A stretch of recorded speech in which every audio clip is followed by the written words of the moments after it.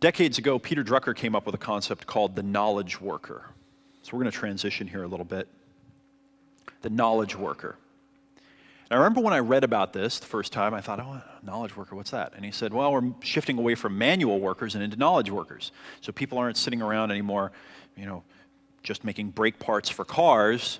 Now we're doing things like being managers and building these technical systems and becoming architects. And as our culture becomes more successful and we all have food and housing and all of these other things, our abilities can be put to use meeting our higher needs. Well, it's become a trend, became a tidal wave, and now almost everyone, almost all the people in this room anyway, especially, are knowledge workers. Everyone in Western society almost is a knowledge worker in one way or another. They work with their minds. And what Peter Drucker talked about is that knowledge workers create opportunity, but they also create the potential for some very dangerous downsides in that if you've got someone sitting there making the brake parts, you can come in and you can say, how many brake parts did you make today? And they can say, I made 23 brake parts. And you can look over at the next person and go, how many brake parts did you make? And they say, I made 27 brake parts. And you can look at the next person and how many brake parts? I made 25. How many brake parts? I made 4. Something's wrong. Knowledge workers, it's not so easy because you can't look at their brake parts all the time. Knowledge work, as Peter Drucker says, is defined by results. Knowledge work is defined by the result that it creates.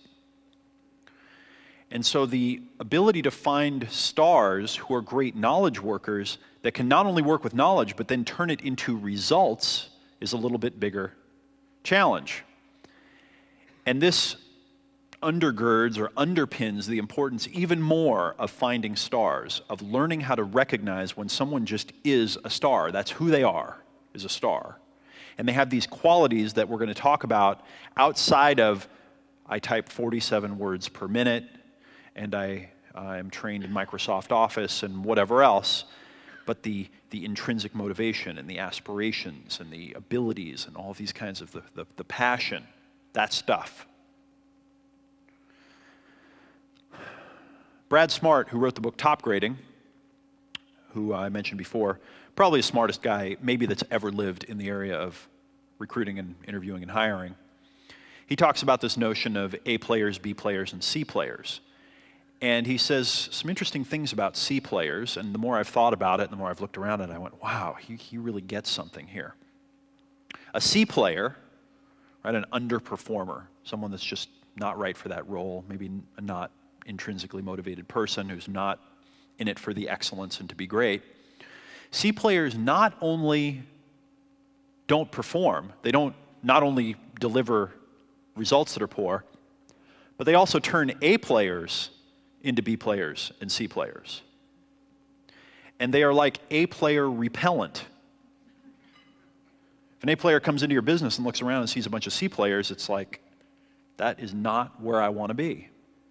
And in fact, I've watched in our own business as we've gone through, many different cycles and ups and downs, and we've had our challenges. I mean, this has been quite a ride so far, and I'm sure it's only going to get more interesting. But when there's a C player interacting with some A players, the drama is just unbelievable. The A players are freaking out. They're like, this person's not performing. Like, we got to do something. This is a bottleneck. They're in our way. We can't get stuff done. So be very careful, because if you hire someone that's a C player and you bring them on your team or you keep them, they're going to turn A players into B and C players, and they're going to scare away the other A players. So this is a little bit of an all or nothing. Does that make sense to say a little bit of an all or nothing thing? That didn't quite line up right there. But you might consider this, you might turn up the all or nothing dial on this one and really make a commitment to just go for stars. That's it. That's my commitment. Only stars. Another interesting thing about stars that I've found is that stars multiply each other. You remember I mentioned in the example before, I used the example of, to me, one type of profit is if you put 2 stars together and they work together long enough that they get that broadband connection and they know how to work together. They have it. and now they've got the ball and they can work as a team. That can be profit all by itself. Well, if you take one star and you connect them to another star, I don't think you just get 2x. I think this is a 1 + 1 = 3 effect. But then, if you introduce another star into the mix and you connect it up, well, then something very interesting happens. Because now the 3 turns into like 6. And it's almost as if you're invoking the network effect. And they're having a multiplying effect on each other. And when you keep stacking one star on top of another, and then putting them together and turning them loose so that they can interact with each other and they can get to know each other and they can find out each other's strengths, each other's weaknesses, they can fill in the gaps for each other, they can communicate well, and then they start connecting up with each other. It is an amazing and beautiful thing to see happening. I read an article, I don't know, a year ago or so, about MySpace, which is kind of one of these internet massive successes. And it was by one of the founders, and he said something in the article kind of offhanded, and as soon as I saw it, I said, there we go.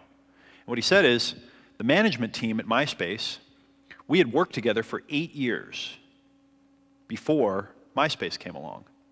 And it just turned out that one of their little web properties over here, some guy put up this little networking site based around music to promote his band or something, and built it and kind of took off, and they went, hey, let's be smart enough to know we're getting lucky. And they went over there and they said, let's pay attention to this thing. And they took their management team that had been working together for 8 years, and they blew up the opportunity. So I believe that stars amplify each other. I think that they multiply each other's power. And there's a little bit of the network effect that happens when they do that.